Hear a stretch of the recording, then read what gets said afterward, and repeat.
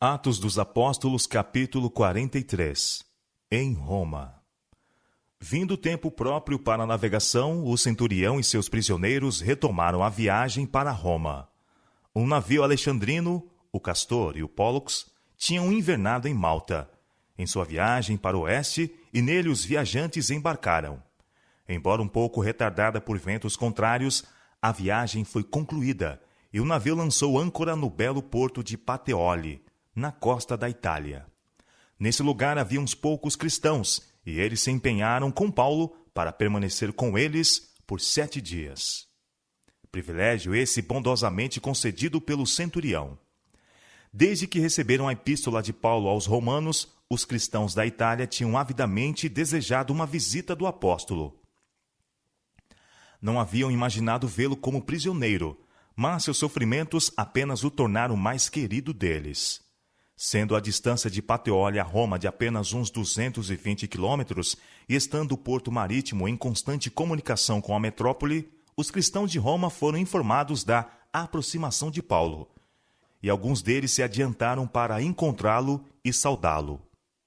No 8º dia depois de sua chegada, o centurião e seus prisioneiros retomaram o caminho de Roma. Júlio, de boa vontade, permitiu ao apóstolo cada favor que estava em suas forças conceder, mas não lhe podia mudar a condição de prisioneiro, nem libertá-lo das cadeias que o ligavam ao soldado que o guardava. Foi com o coração opresso que Paulo partiu para sua muito ansiada visita à metrópole do mundo. Quão diversas eram as circunstâncias de que ele imaginara. Como poderia ele, acorrentado e estigmatizado, proclamar o Evangelho? Suas esperanças de conquistar muitos conversos para a verdade em Roma pareciam destinadas ao desapontamento. Os viajantes chegaram afinal à praça de Ápio, 64 quilômetros distante de Roma. Enquanto abriam caminho entre a multidão que transitavam na grande via, o encanecido ancião, acorrentado com um grupo de criminosos mal encarados, recebeu muitos olhares de zombaria, tornando-se objeto de muito gracejo rude e escarnecedor. De súbito, ouviu-se um grito de alegria e um homem se destacou na turba que passava.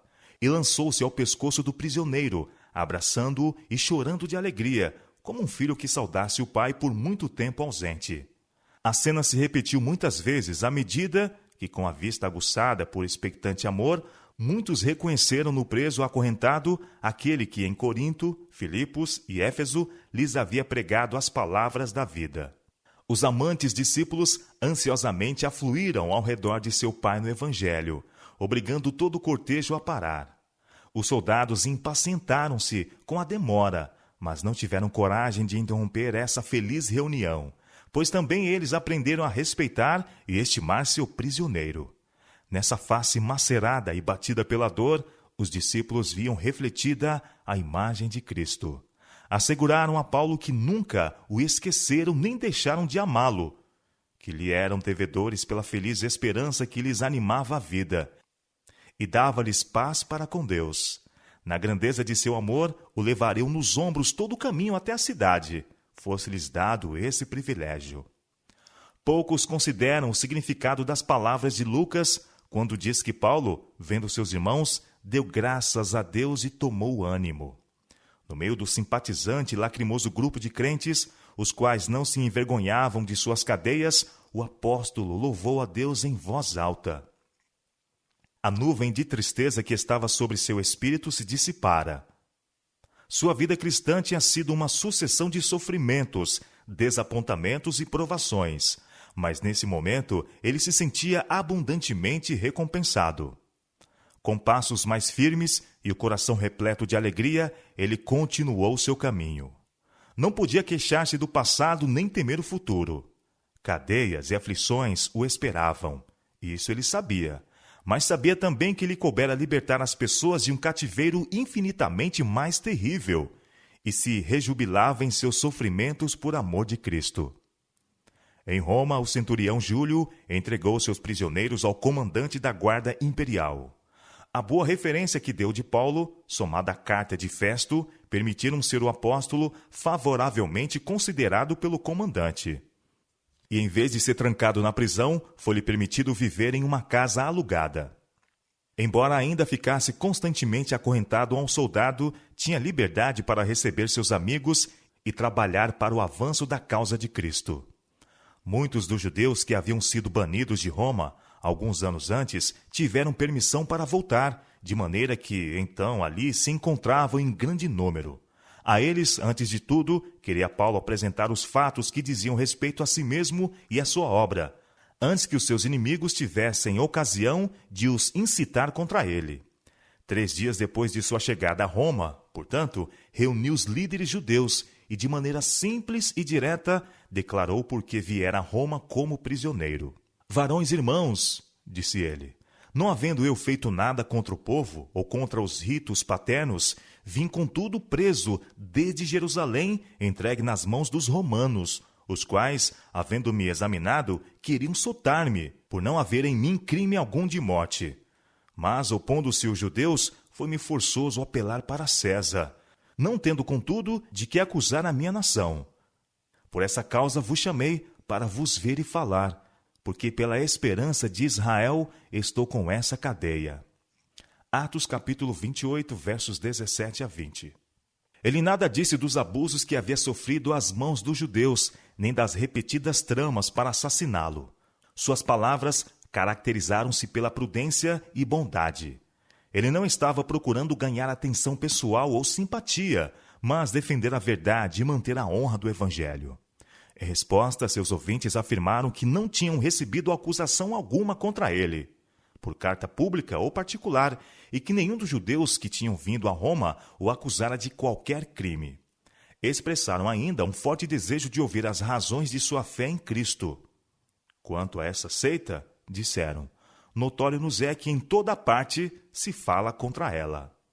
Atos capítulo 28, verso 22. Uma vez que eles próprios desejavam isso, Paulo pediu que escolhessem um dia, quando lhes apresentaria as verdades do Evangelho. No tempo marcado, muitos foram ter com ele a pousada, aos quais declarava com bom testemunho o reino de Deus e procurava persuadi-los à fé em Jesus, tanto pela lei de Moisés como pelos profetas, desde pela manhã até a noite. Atos capítulo 28, verso 23. Ele relatou-lhes sua experiência e apresentou argumentos das Escrituras do Antigo Testamento com simplicidade, sinceridade e poder. O apóstolo mostrou que a religião não consiste em ritos e cerimônias, credos e teorias. Se assim fosse, o homem natural poderia entendê-la pela pesquisa, como entende as coisas do mundo. Paulo ensinou que a religião é uma coisa prática, uma energia salvadora, um princípio inteiramente de Deus, uma experiência pessoal do poder renovador de Deus sobre o coração. Mostrou como Moisés tinha apontado Cristo a Israel como profeta a quem deviam ouvir, como todos os profetas haviam testificado dele como grande remédio de Deus para o pecado, o inocente que devia levar os pecados do culpado. Paulo não censurou sua observância de formas e cerimônias, mas mostrou que, enquanto mantinham o ritual com grande exatidão, estavam rejeitando a Cristo, que era o antítipo de todo aquele sistema. Paulo declarou que, antes da conversão, tinha conhecido a Cristo, não por contato pessoal, mas simplesmente pela concepção que, em comum com outros, tinha nutrido concernente ao caráter e obra do Messias por vir. Tinha rejeitado a Jesus de Nazaré, considerando-o impostor, porque ele não preenchia essa concepção. Finalmente, a visão que passara a ter de Cristo e sua missão era muito mais espiritual e exaltada, pois tinha sido convertido. O apóstolo afirmou que não lhes apresentava a Cristo segundo a carne. Herodes tinha visto a Cristo nos dias de sua humanidade. Vira-o Anás. Pilatos, os sacerdotes e príncipes tinham-no visto. Viram-no os soldados romanos, mas não o haviam visto com os olhos da fé. Não o tinham visto como o Redentor glorificado. Receber a Cristo pela fé, ter dele um conhecimento espiritual, era mais para desejar que um contato pessoal com ele, como apareceu na terra. A comunhão com Cristo, na qual Paulo agora se rejubilava, era mais íntima, mais duradoura que um mero e humano companheirismo terrestre. Ao falar Paulo do que sabia e testificar do que vira, concernente a Jesus de Nazaré, como a esperança de Israel, os que honestamente estavam procurando a verdade foram convencidos. Em alguns espíritos, pelo menos, suas palavras produziram uma impressão que jamais se apagou. Mas outros se recusaram obstinadamente a aceitar o claro testemunho das Escrituras, mesmo quando apresentado a eles por alguém que tinha especial iluminação do Espírito Santo. Eles não podiam refutar seus argumentos, mas se recusaram a aceitar suas conclusões. Muitos meses se passaram depois da chegada de Paulo a Roma, antes que os judeus de Jerusalém aparecessem pessoalmente para apresentar suas acusações contra o prisioneiro. Tinha sido repetidas vezes impedidos em seus desígnios, e agora que Paulo deveria ser julgado perante o mais elevado tribunal do Império Romano, não tinham desejo de se arriscar a mais uma derrota. Lísias, Félix, Festo e Agripa tinham todos declarado acreditar na sua inocência. Seus inimigos poderiam esperar êxito unicamente procurando, pela intriga, influenciar o imperador em favor deles. A demora lhes favorecia o objetivo, visto que lhes proporcionaria tempo para aperfeiçoar e executar seus planos. E assim esperaram algum tempo antes de levarem pessoalmente suas acusações contra o apóstolo. Na providência de Deus, essa demora resultou no avanço do Evangelho. Pelo favorecimento daqueles que tinham Paulo sob sua guarda, foi-lhe permitido morar em uma casa cômoda, onde podia encontrar-se livremente com seus amigos e também apresentar diariamente a verdade aos que o iam ouvir. Assim, durante 2 anos, continuou suas atividades, pregando o reino de Deus e ensinando com toda a liberdade as coisas pertencentes ao Senhor Jesus Cristo, sem impedimento algum. Atos capítulo 28, verso 31. Durante esse tempo, Paulo não se esqueceu das igrejas que havia estabelecido em muitas terras. Compreendendo os perigos que ameaçavam os conversos da nova fé, o apóstolo procurou tanto quanto possível satisfazer-lhes as necessidades por meio de cartas de admoestação e instrução prática. E de Roma enviou obreiros consagrados para trabalharem não somente por essas igrejas, mas em campos que ele próprio não tinha visitado. Tais obreiros, como sábios pastores, fortaleciam a obra tão bem iniciada por Paulo. E o apóstolo, que se conservava informado das condições e perigos das igrejas, mediante comunicação constante com elas, estava habilitado a exercer uma sábia direção sobre todas. Desse modo, enquanto estivesse aparentemente separado do trabalho ativo, Paulo exercia uma influência maior e mais duradoura do que se estivesse livre para viajar entre as igrejas como nos anos anteriores. Como prisioneiro do Senhor, ele retinha mais firmemente as afeições de seus irmãos, e suas palavras, escritas por quem estava em cadeias por amor de Cristo, impunham maior atenção e respeito do que quando ele estava pessoalmente com eles. Não antes que Paulo fosse deles separado, compreenderam os irmãos quão pesados eram os encargos que ele tinha levado em benefício deles. Até então, tinham-se em grande parte escusado de responsabilidades e obrigações, porque sentiam a falta de sua sabedoria, tato e indomável energia. Mas agora, deixados em sua inexperiência a aprender as lições que tinham rejeitado, apreciaram seus conselhos, advertências e instruções como não haviam considerado seu trabalho pessoal. E, ao aprenderem de sua coragem e fé durante sua longa prisão, foram estimulados a maior fidelidade e zelo na causa de Cristo. Entre os assistentes de Paulo em Roma havia muitos de seus anteriores companheiros e coobreiros. Lucas, o médico amado, que o tinha assistido em sua viagem a Jerusalém, durante os 2 anos de sua prisão em Cesareia e em sua perigosa viagem a Roma, estava ainda com ele. Timóteo também ministrava para o seu conforto. Tíquico, um irmão amado e fiel ministro e conservo no Senhor, permaneceu nobremente ao lado do apóstolo. Demas e Marcos também estavam com ele. Aristarco e Epáfras eram seus companheiros de prisão. Desde os primeiros anos de sua profissão de fé, a experiência cristã de Marcos tinha se aprofundado. Ao estudar mais acuradamente a vida e a morte de Cristo, tinha ele obtido mais clara visão da missão do Salvador, suas provas e conflitos. Lendo nas cicatrizes das mãos e pés de Cristo as marcas de seu serviço pela humanidade e até onde leva a abnegação para salvar os perdidos e quase a perecer, Marcos se dispusera a seguir o Mestre no caminho do sacrifício.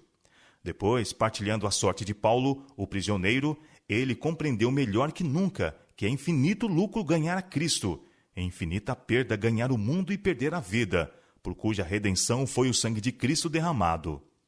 Em face de severa adversidade e prova, Marcos continuou firme, um sábio e amado auxiliar do apóstolo.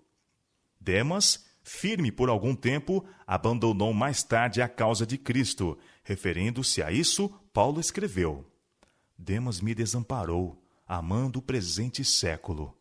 2 Timóteo, capítulo 4, verso 10. Por ganho mundano, trocou Demas toda alta e nobre consideração. Com que pouco discernimento fizera ele a troca? Possuindo apenas riquezas e honras mundanas, Demas era de fato pobre. Por muito que pudesse orgulhosamente considerar seu. Enquanto Marcos, escolhendo sofrer por amor de Cristo, possuía riquezas eternas, sendo considerado no céu como herdeiro de Deus e co-herdeiro de seu Filho. Entre os que deram o coração a Deus por intermédio do trabalho de Paulo em Roma, estava Onésimo, escravo pagão que havia lesado o seu senhor, Filemão, crente cristão de Colosso, e havia escapado para Roma. Na bondade de seu coração, Paulo procurou aliviar a pobreza e angústia do desventurado fugitivo, e em seguida procurou derramar a luz da verdade em sua mente obscurecida. Onésimo ouviu as palavras da vida, confessou seus pecados e foi convertido à fé em Cristo. Onésimo tornou-se caro a Paulo por sua piedade e sinceridade, não menos que por seu terno cuidado com o conforto do apóstolo e seu zelo em promover a obra do Evangelho. Paulo viu nele traços de caráter que poderiam torná-lo um útil auxiliar no trabalho missionário e aconselhou a retornar sem demora a Filemão, suplicar-lhe perdão e fazer planos para o futuro. O apóstolo prometeu responsabilizar-se pela soma de que Filemão havia sido roubada.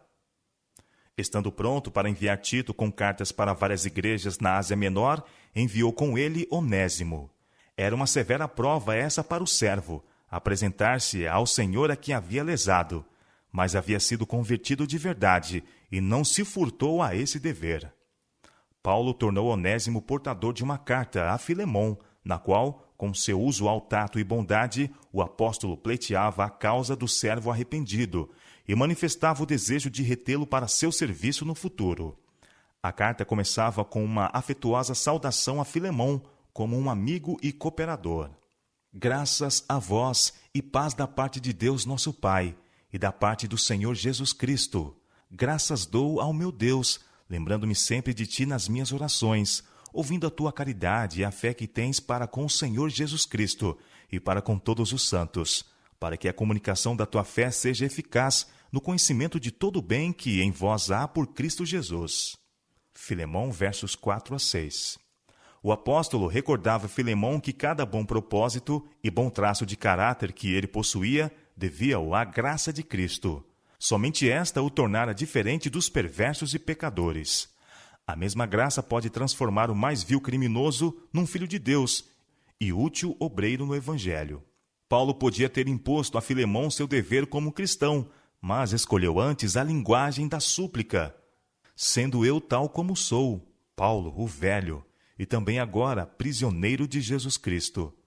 Peço-te por meu filho Onésimo, que gerei nas minhas prisões, o qual noutro tempo te foi inútil, mas agora a ti e a mim muito útil. Filemão, versos 9 a 11.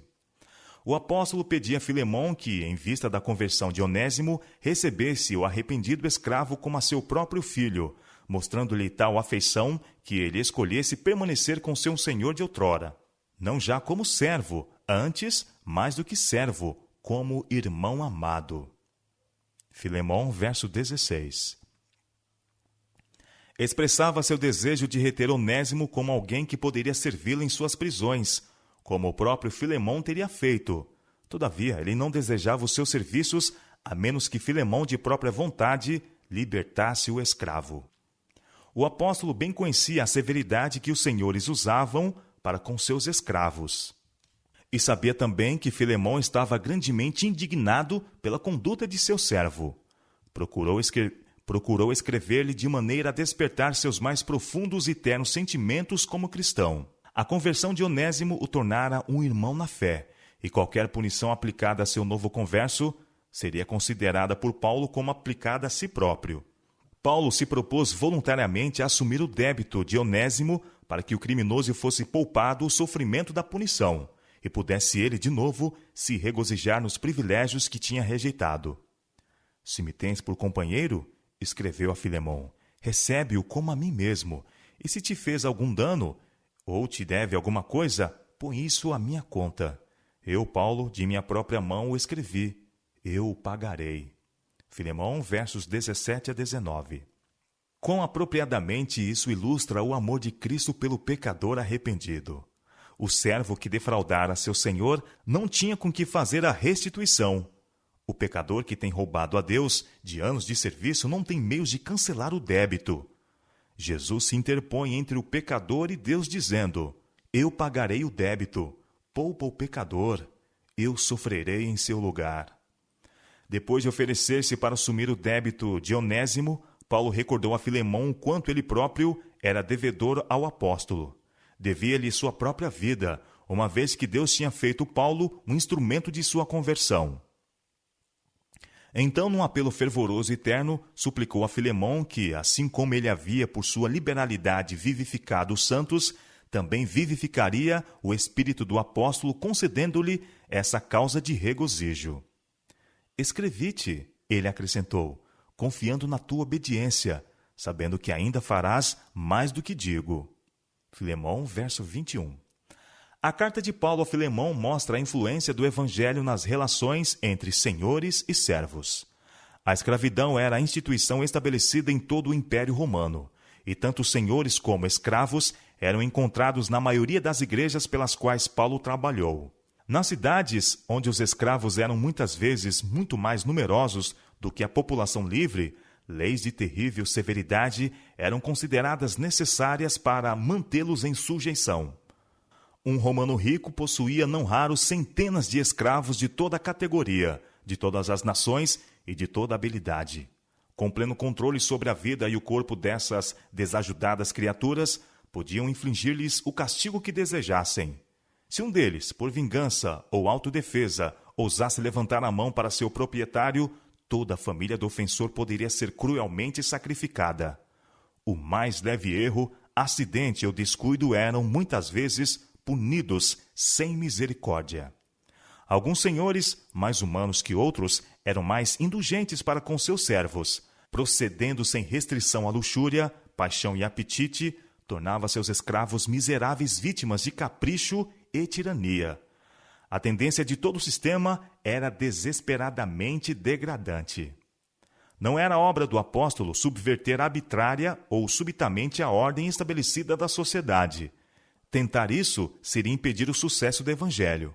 Mas ele ensinava os princípios que atingiam o próprio fundamento da escravatura, os quais, se postos em execução, minariam seguramente todo o sistema. Onde está o Espírito do Senhor, aí há liberdade, declarou ele. 2 Coríntios, capítulo 3, verso 17. Quando convertido, o escravo torna-se membro do corpo de Cristo e, como tal, devia ser amado e tratado como irmão, co-herdeiro com seu Senhor das bênçãos de Deus e dos privilégios do Evangelho.